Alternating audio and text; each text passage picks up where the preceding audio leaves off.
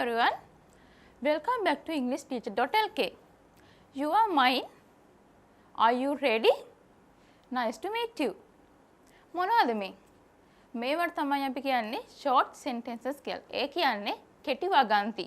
First of all, let's see what are the short sentences. You are mine. ඔයා මගේද? ඇත්තටම ඔයා මගේද? Everything is okay. හැමදේම හරි. ඇත්තට මේ කාලේ හැමදේම හරිද? නෑනේ. Next example. First of all, සියල්ලටම ප්‍රථම. Oh no. අනේ නැහැ. Anything else? තව මොනවද? What else කියන්නත් පුළුවන්. එහෙම නැත්නම් anything else කියන්නත් පුළුවන්. මොකද්ද? Anything else.